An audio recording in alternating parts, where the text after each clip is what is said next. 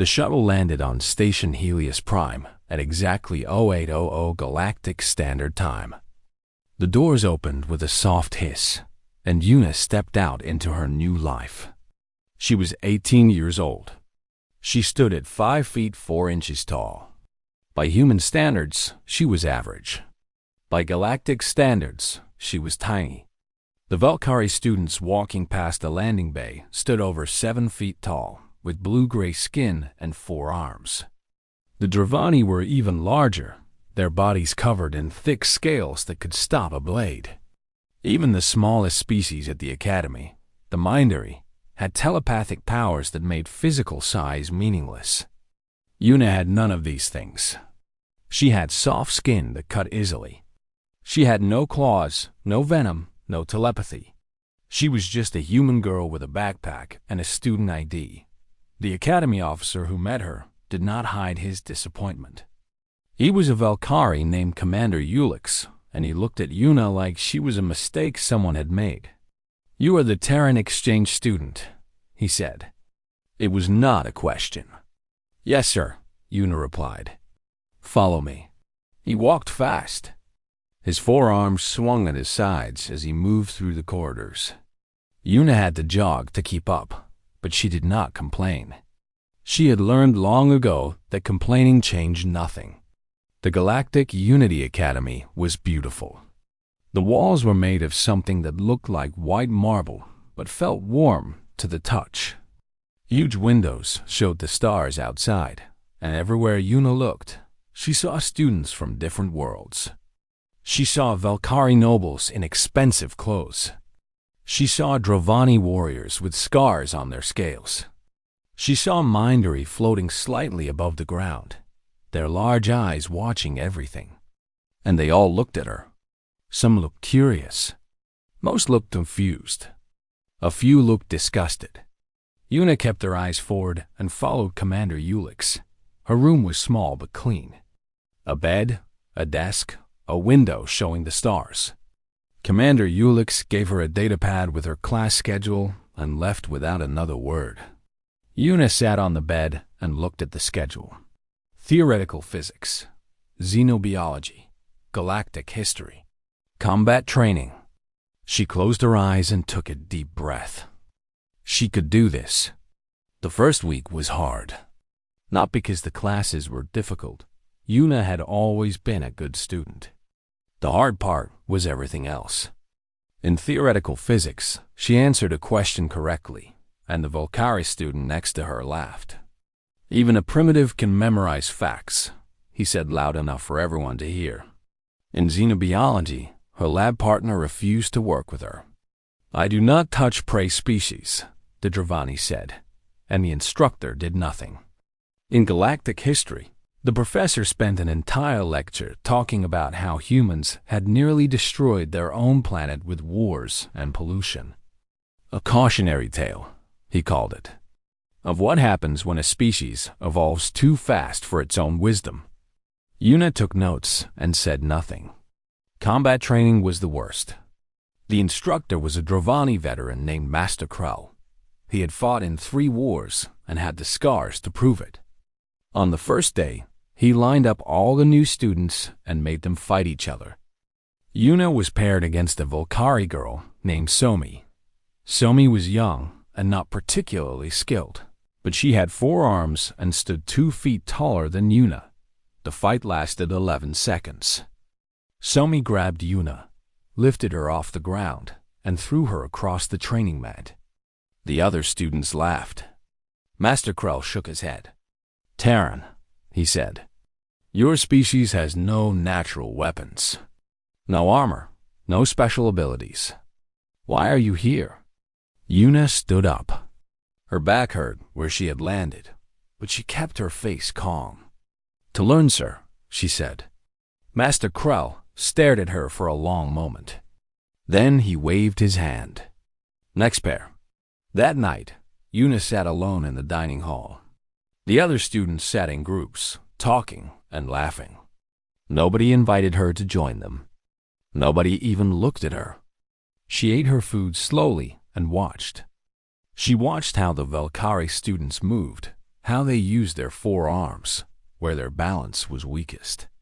She watched the Drovani, noting that their scales were thinnest at the joints.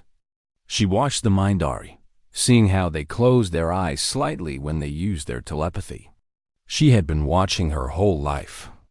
On Earth's outer colonies, watching was how you survived. Yuna was born on a colony world called New Harbor. It was a beautiful place, with green forests and blue oceans. It was also on the border between human space and hostile territory. When she was 12 years old, raiders came. She did not like to think about what happened next. The fire, the screaming, her parents pushing her into the escape tunnel. The 3 weeks she spent alone in the wilderness, hiding from search parties, eating whatever she could find, sleeping in trees to avoid the predators. When the rescue ships finally came, they found a 12-year-old girl who had walked 40 miles through hostile territory. She had lost 8 pounds. She had cuts and bruises all over her body, but she was alive. The rescue team leader had asked her how she survived. "I watched," she had said. "I learned. I waited." Now, 6 years later, she sat in an alien dining hall and did the same thing. The academy thought she was weak. The students thought she was prey. The instructors thought she was a mistake. They did not understand humans. Humans did not survive by being the strongest.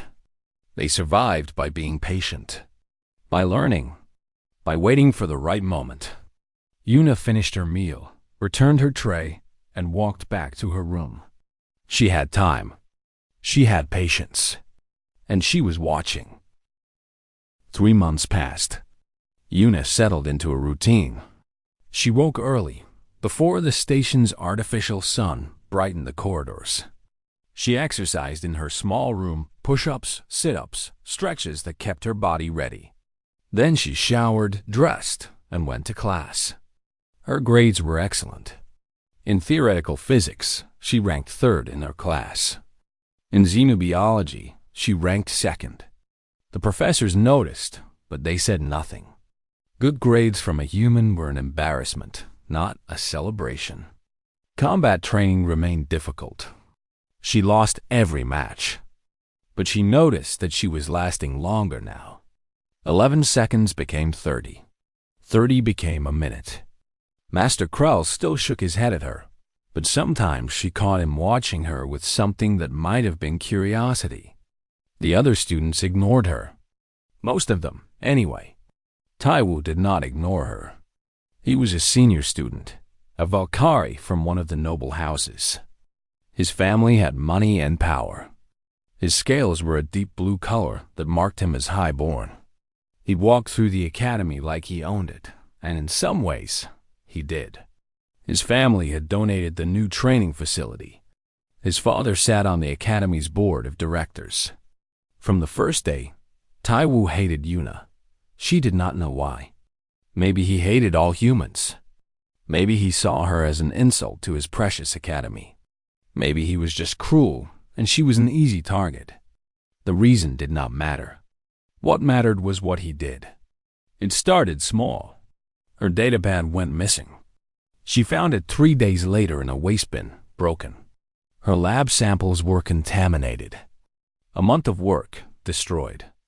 Someone wrote "Prey" on her door in red paint. Yuna cleaned the paint, replaced her datapad, and started her lab work again. She did not report the incidents. She knew it would do nothing. Taiwu had 2 close followers. The first was Bora, a Mindari female with large violet eyes and a smile that never reached them.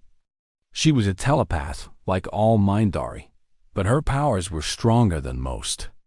She could read surface thoughts without trying. She could push emotions into other minds: fear, anger, despair. She found it amusing to make people suffer. The second was Jiho, a Dravani male built like a tank. He was the Academy's combat champion, undefeated in 3 years of matches. His scales were dark green, scarred from dozens of fights. He did not talk much. He did not need to. His fists spoke for him.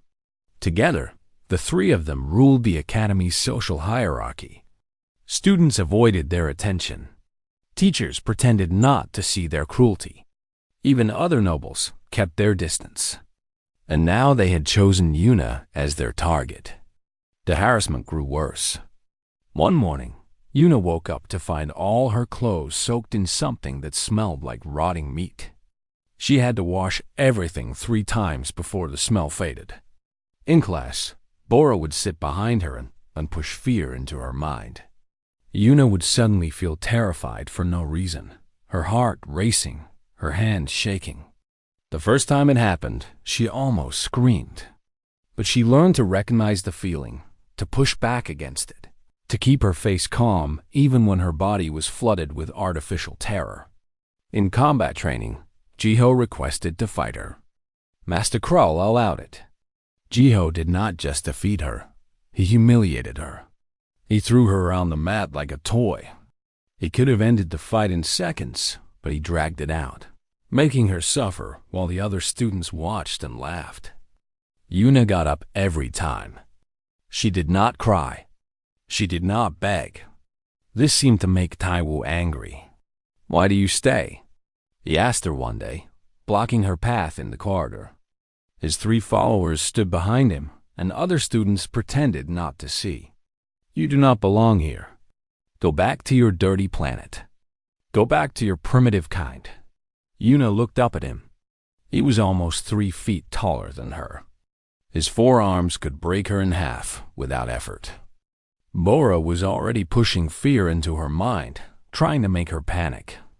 "I have as much right to be here as anyone," Yuna said. Her voice was steady. "My government applied for a student exchange. The academy accepted. I passed all the entrance requirements." Taiwu laughed. It was not a nice sound. "Rights," he said. "The prey thinks it has rights." He leaned down, bringing his face close to hers. "Let me explain something to you, little human. This academy is for the strong, for the worthy. You are neither. You are a political gesture, nothing more. A symbol to make the humans feel included. But symbols can be broken." He straightened up and walked away. His followers went with him. Yuna stood alone in the corridor for a long moment. Then she continued to her next class. That evening, someone knocked on her door. It was a Velkari male she recognized from her engineering class. His name was Dohwan, and he came from a minor noble house. He was quieter than most Velkari, more thoughtful. He had never mocked her or joined in the harassment. "May I come in?" he asked. Yuna stepped aside and let him enter. He looked around her small room, then turned to face her. "You need to be careful," he said.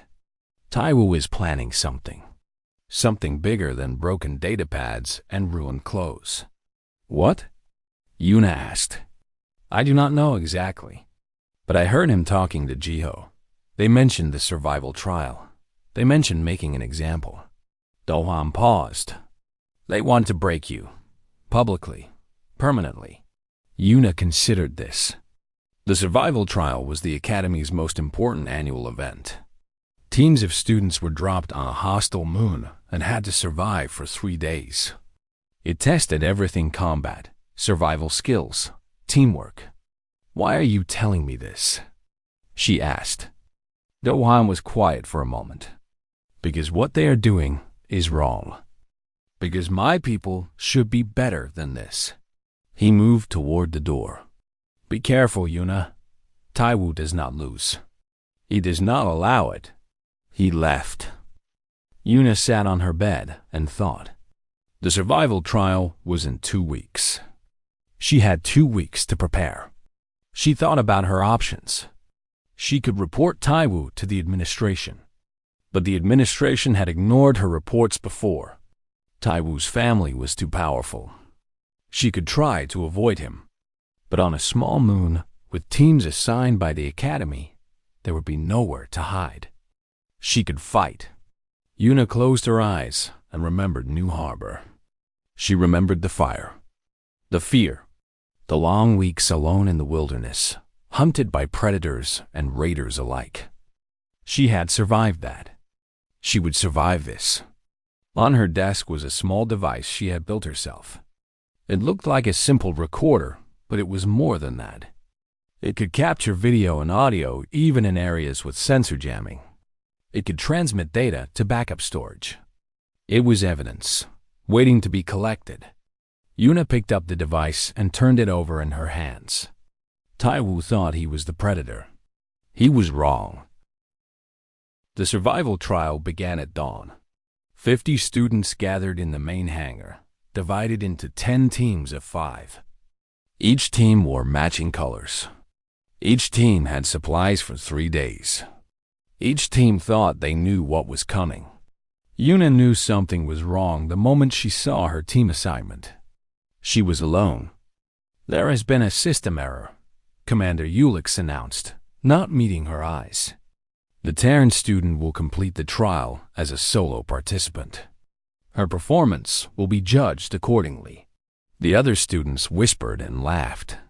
A solo trial was almost impossible. The moon they were going to call Creo 7 was hostile.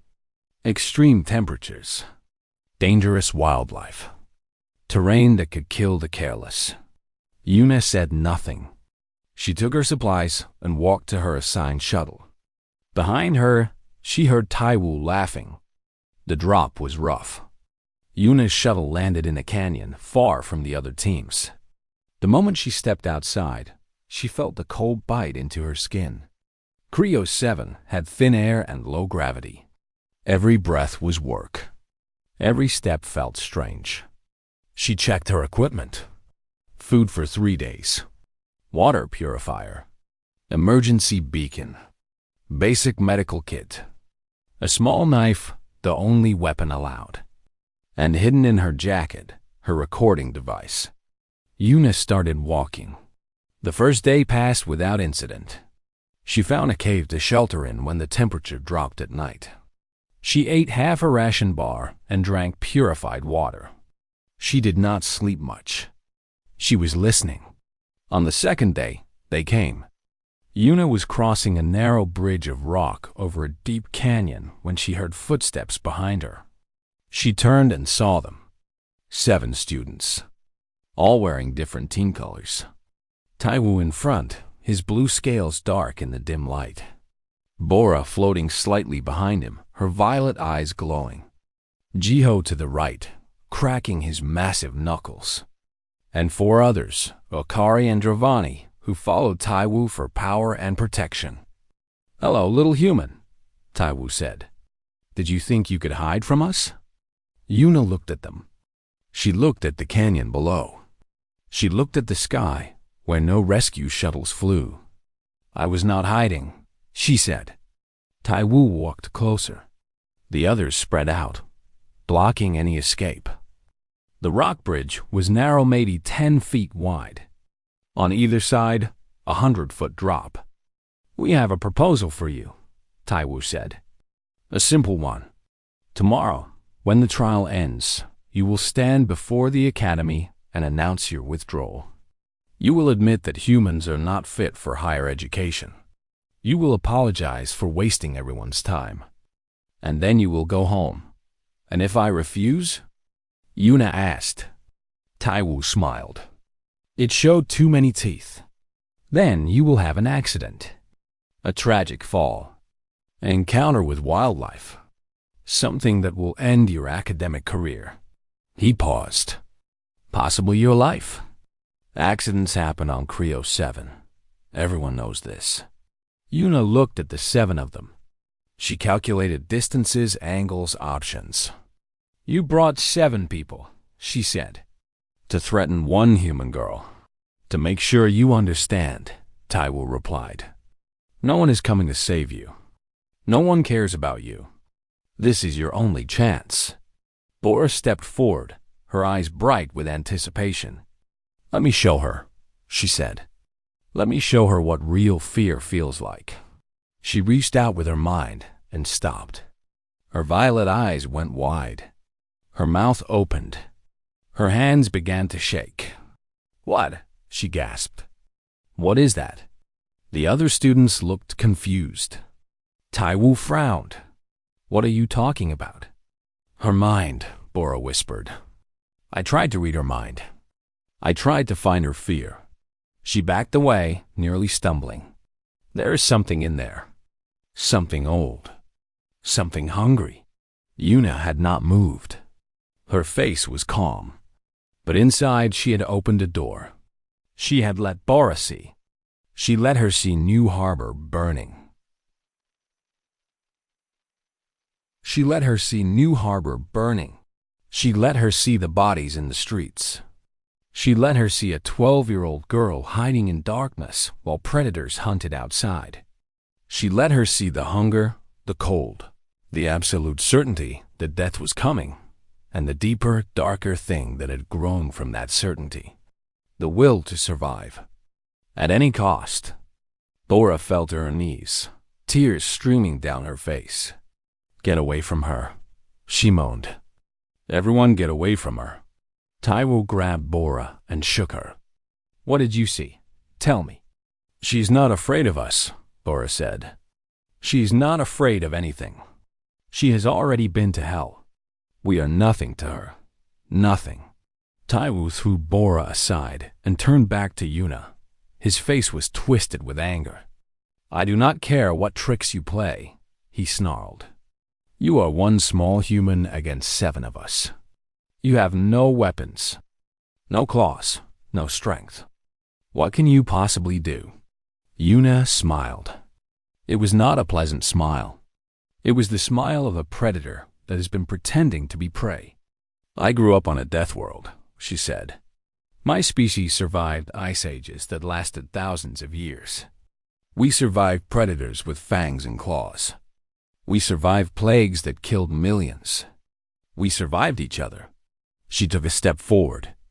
Do you know what makes humans dangerous? It is not our strength. It is not our speed. It is that we never give up. We never stop.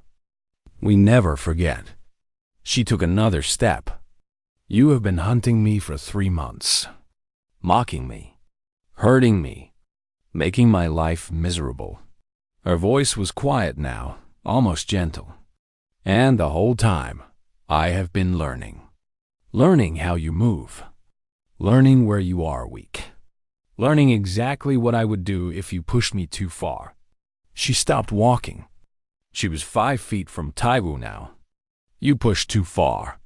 Jiho snorted and stepped forward. Enough talk. I will break her myself. He swung at her with a fist that could crack stone. Yuna was not there. She moved like water, flowing around his strike. Her hand shot out, not at his body, at his elbow joint, where the scales were thinnest. There was a crack. Jiho screamed and stumbled, his arm hanging at a wrong angle. Joints, Yuna said, dancing backward. The weak point of every armored species. Thank you for all those combat training sessions. I learned a lot. The other students attacked. Yuna did not fight like them. She did not stand and trade blows. She ran, jumped, ducked, used the narrow bridge and the low gravity.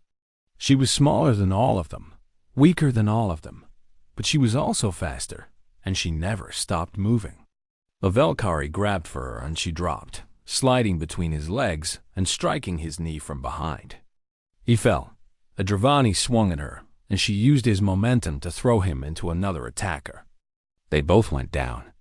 Bora tried to attack her mind again, and Yuna flooded her with more memories, the sound of her mother screaming, the smell of burning houses, the feeling of wet dirt under her fingers as she dug a hiding hole. Bora collapsed, unconscious. In 2 minutes, 6 of them were down. Only Taiwu remained. He stood at the edge of the bridge, his 4 fists raised, his face twisted with hatred and fear. This is impossible, he said. You are just a human. Yuna walked toward him slowly. Her breath was steady. Her hands were relaxed at her sides. Let me tell you something about humans, she said. We do not fight to win. We fight to survive. And we have been surviving for 200,000 years. She stopped in front of him. I could kill you right now. 17 different ways. I have been counting. She held up her small knife, still clean, unused. But I am not going to. Why? Taiwu whispered. Because I am not a monster. Not unless I have to be. She put the knife away. You are going to go back to the academy. You are going to tell them what happened here. And you are going to leave me alone. Forever. She turned and started walking away. Is that it? Taiwu shouted after her. You beat us and you just walk away. Yuna looked over her shoulder. Yes, she said. That is what mercy looks like. Try to remember it. She disappeared into the rocks, leaving 7 students groaning on the ground behind her. The recording device in her jacket had captured everything. The rescue shuttles found Taiwu's group 2 hours later. They were still on the rock bridge. Jiho's arm was broken in 2 places. 2 Valkyrie had damaged knees. 1 Dravani had 3 cracked ribs. Bora was conscious again, but would not stop shaking. The others had bruises and cuts that their scales and tough skin should have prevented. All of them had been defeated by a single human girl with no weapons. When the medics asked what happened, Taiwu said nothing. Bora said nothing. Jiho, through his pain, whispered only one word. Monster. Yuna finished the survival trial alone. She walked the remaining distance to the extraction point, arrived on time, and waited calmly for her shuttle. When the academy staff found her, she was sitting on a rock, eating a ration bar, looking at the stars. You survived, Commander Ulick said. He sounded almost disappointed. Yes, Yuna said. I did. The journey back to Station Helios Prime took 6 hours. Yuna slept most of the way. She was tired. Fighting 7 people was hard work, even when you won. When the shuttle landed, she was met by 2 Academy security officers. You need to come with us, one said. There has been an accusation. Yuna nodded and followed them. The hearing room was large and cold. At the front sat a panel of 3 officials, Commander Ulix, a Mindari professor named Master Lyra, and a Dravani administrator named Director Gan. Behind them, on a large screen, was a live feed from the Academy's board of directors. Taiwu sat on one side of the room with his followers. His father, a tall Valkyrie in expensive clothes, stood behind him. They all looked at Yuna with hatred. Yuna sat on the other side, alone. We are here to discuss the incident on Creo 7, Director Gan announced. 7 students have been injured. Serious injuries. They claimed they were attacked without warning by the Terran student. Taiwu's father stepped forward. This is exactly what we warned about when we allowed humans into the academy. They are violent, primitive, dangerous. This girl attacked my son and his friends for no reason. She should be expelled immediately and sent back to her planet in disgrace. The board members on the screen nodded. Commander Ulix looked uncomfortable, but said nothing. Master Lyra, the Mindari professor, turned to Yuna. What do you have to say for yourself? Yuna stood up slowly. She looked at the panel, at the board members, at Taiwu and his father. They are lying, she said simply. Taiwu's father laughed. Of course, she denies it. What else would she say? I do not just deny it, Yuna said. I have proof.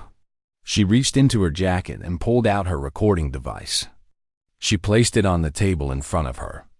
This device records video and audio. It cannot be jammed or blocked. It has been recording since the trial began. She looked at Commander Ulix. Would you like to see what really happened? The room went quiet. Taiwu's father started to speak, but Director Gan held up a hand. Play it. Yuna activated the device. The screen flickered, and suddenly everyone could see Creo 7. They could see the rock bridge. They could see 7 students surrounding a small human girl. They could hear Taiwu's voice. "We have a proposal for you. Tomorrow, you will announce your withdrawal. You will admit that humans are not fit for higher education. And if you refuse, you will have an accident." They watched the whole thing. The threats. The attack. Yuna defending herself against 7 attackers who wanted to hurt her. They saw Jiho swing at her first. They saw the others attack together. They saw Yuna small, outnumbered, alone fight back with everything she had. And they saw her spare Taiwu when she could have killed him. When the recording ended, the room was silent. Taiwu's father's face had gone pale. Taiwu would not meet anyone's eyes. The board members on the screen were whispering to each other. Director Gan spoke first. "This recording shows clear evidence of conspiracy, assault, and attempted murder. The 7 students attacked first. The Terran defended herself. She broke my son's arm." Taiwu's father shouted. "Your son and his friends tried to throw her off a cliff," Master Lyra replied coldly. "She showed remarkable restraint." The board members made their decision quickly. Taiwu and his 6 followers were expelled from the academy immediately. Their families were notified. Their records were marked with the incident.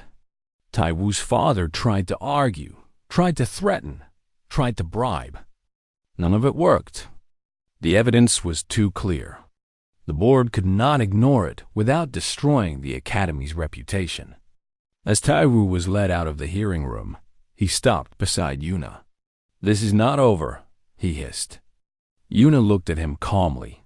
"Yes, it is. You just do not know it yet." After the hearing, Yuna walked back to her room. Her body ached from the fight. Her mind was tired from the stress. But she felt something she had not felt in months. Peace. She opened her door and found Dohwan waiting outside. "I heard what happened," he said. "Everyone has. It is all anyone is talking about. Is that good or bad?" Yuna asked.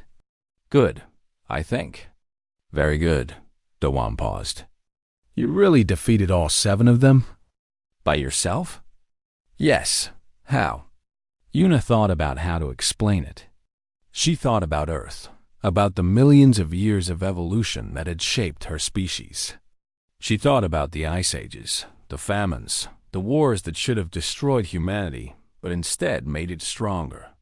"Humans are not the fastest species," she said. "We are not the strongest. We do not have claws or fangs or telepathy. But we have something else." "What?" "We never stop. When a human decides to survive, nothing in the universe can stop them. Not cold, not hunger, not fear, not 7 angry aliens on a rock bridge." She smiled slightly. "Your species evolved on safe worlds. Comfortable worlds. Worlds that did not try to kill you every day. My species evolved on Earth. Earth tried to kill us constantly, and we kept surviving. That is what makes us dangerous. Not our weapons. Not our technology. Our will." Dohwan was quiet for a long moment. "I think I understand now," he said. "Why the galaxy should be careful with humans." "We are not monsters," Yuna said. "We do not want to hurt anyone. But if you corner us, if you try to destroy us, we will fight back. And we will not stop until we win or we die." She shrugged. "Usually we win." She went into her room and closed the door. Behind her, Dohwan stood in the corridor, thinking about everything he had learned. Humans were not weak. They were restrained. And restraint, he realized, was the most dangerous thing of all. The news spread through the academy like fire. By morning, everyone knew what had happened on Creo 7. Everyone had seen the recording. Someone had leaked it to the student network. And now it played on every screen, every datapad, every display in the station. 7 students against 1 human girl. 7 attackers, trained warriors, telepaths, nobles with every advantage. And they had lost. Yuna walked to breakfast expecting the usual empty tables, the usual whispers, the usual isolation. Instead, she found something different.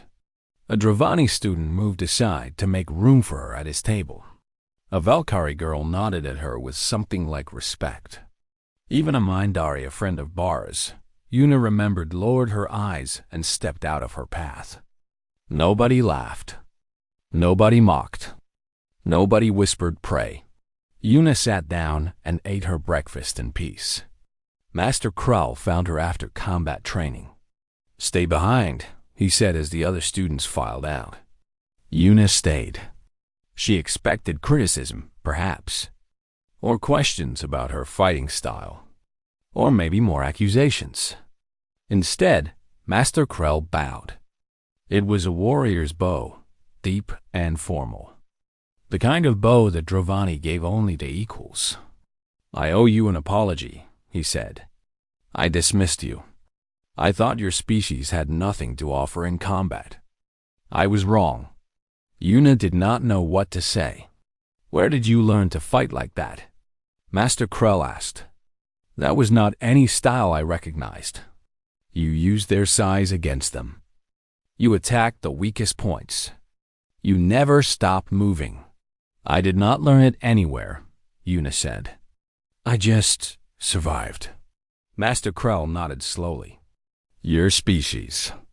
You fight like survivors, not like warriors. You fight like every battle is life or death. For most of our history, it was." Master Krull was quiet for a moment. Then he said something Yuna had never expected to hear. "Would you be willing to teach?" "Teach?" Yuna repeated. "The other students. They fight by rules, by forms, by traditions. You fight to win. They could learn from that." He paused. "I could learn from that." Yuna thought about it. She thought about all the months of mockery, all the insults, all the loneliness. She thought about how easy it would be to say no. But she also thought about Dohwan, who had warned her. About the Dravani student who had made room at his table. About the possibility that things could be different. "Yes," she said. "I will teach." The weeks that followed changed everything. Yuna started a training group. At first, only a few students came, curious ones, open-minded ones, those who had seen the recording and wanted to understand. But word spread. Soon, she had 20 students. Then 50. Then 100. She taught them human combat philosophy. Not forms or techniques, but concepts. Never fight fair, she told them. Fair fights are for people who can afford to lose. Use everything. The terrain. The light. Your enemy's emotions. Their expectations. Everything is a weapon if you know how to use it. Never stop moving. A still target is a dead target. If you cannot attack, retreat. If you cannot retreat, make them miss. Know your own weaknesses. Accept them. Then make them into strengths. I am small and weak, so I am fast and hard to catch. Turn your disadvantages into advantages. The students listened. They practiced. They learned. And slowly, they began to see humans differently. Not as weak. Not as prey. Not as primitives who had stumbled into space before they were ready. They saw humans as survivors of a death world. They saw humans as a species that had clawed its way up from nothing, that had conquered every challenge through sheer stubborn refusal to die. They saw humans as something that the galaxy had underestimated, and that was a mistake the galaxy would not make again. One evening, Yuna stood on the observation deck, watching the stars. The station rotated slowly, and the galaxy wheeled past the window's billions of stars, trillions of planets, uncountable species spread across the void. Somewhere out there, Earth spun around its sun, a small blue marble that had produced the most stubborn species the universe had ever seen. Dohan found her there. "You are famous now," he said, standing beside her. The Academy is talking about adding human combat techniques to the standard curriculum. The Galactic News Networks want interviews. Several noble houses have asked about human exchange programs. I just wanted to study, Yuna said quietly. I did not want any of this. I know, but perhaps it is important anyway. Dawan hesitated. Do you regret it? Showing them what you are? Yuna considered the question. She thought about her mother, who had died so Yuna could escape. She thought about her father, who had fought to give his family a few more seconds. She thought about all the humans who had struggled and suffered and survived so that she could stand here, among the stars, representing her species. Humans have a saying, she said. Walk softly and carry a big stick. It means we prefer peace. We prefer cooperation. We prefer to solve problems with words and patience and kindness. But if peace fails, she touched the window, leaving a small handprint on the cold glass. If peace fails, we can do what is necessary. You showed them the stick, Dohwan said. I did not want to, but they did not leave me a choice. Yuna turned to face him. Now they know. Now the Academy knows. And eventually, the whole galaxy will know. Know what? Yuna smiled. It was a real smile this time, warm and genuine. That humans are not to be underestimated. That we are stronger than we look. That we will always fight for ourselves and for each other. And that if you corner us, if you try to destroy us, you will learn the same lesson that Taiwu learned on that rock bridge. She looked back at the stars. We are humanity. We survived a death world. We survived ourselves. And we are here now, among the stars, and nothing will ever push us back into the dark. Dawan stood beside her in silence, watching the galaxy turn. Somewhere on Station Helios Prime, new students were arriving. Some of them were human. The Academy had tripled its human exchange program after the incident on Creo 7, and this time, when the human students walked through the corridors, nobody laughed. Nobody whispered pray. Instead, they saw survivors. The Academy had learned its lesson. The galaxy was just beginning to learn.